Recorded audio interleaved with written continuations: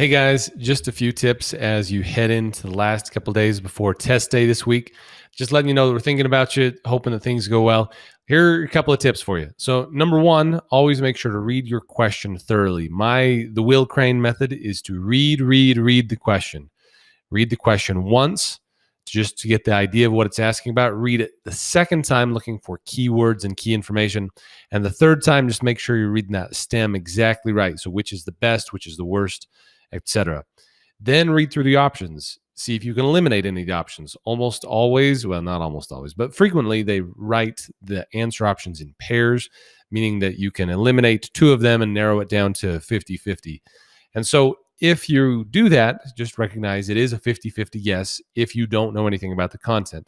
Otherwise, just go with your gut. Look at the options that you know that it probably is and go with what would be the safest, most effective way to interact with that patient.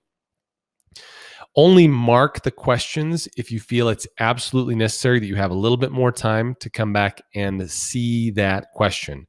Because the problem with marking it is that you spend time on it, you make a mental note that you're going to come back to that question, and then you have to come back and spend even more time on it. So it can be a little bit of a waste of time if you are spending lots of time going over marked questions. And so my suggestion to you is only mark the question if you really feel like with another few seconds you could have an additional insight or a better way to respond to that question. So you're being very cautious in your marking options. You can use the strike through option, which allows you to essentially eliminate. I mean, it's not really eliminating them.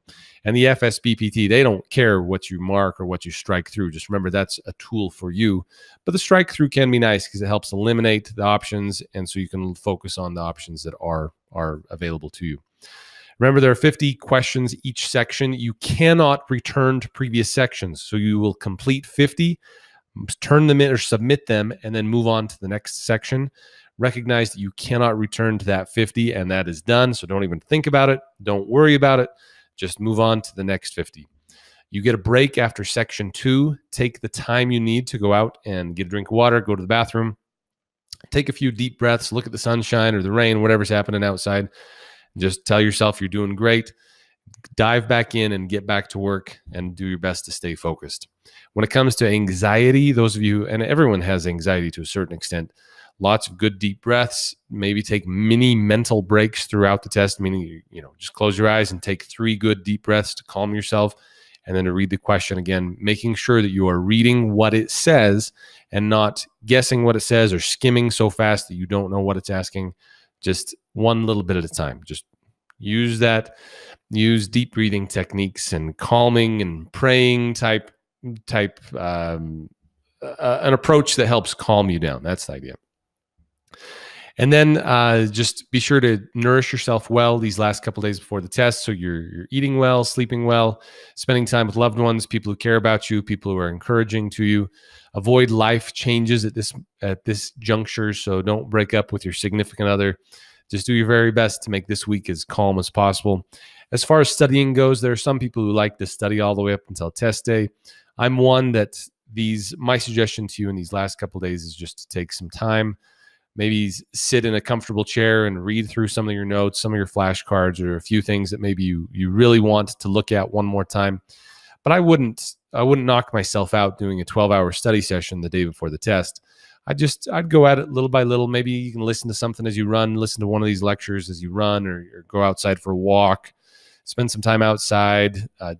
Again, the whole idea is to nourish yourself, get enough rest, get enough food and nourishment for your body, and then have a good plan for test day. How are you going to get to the exam center?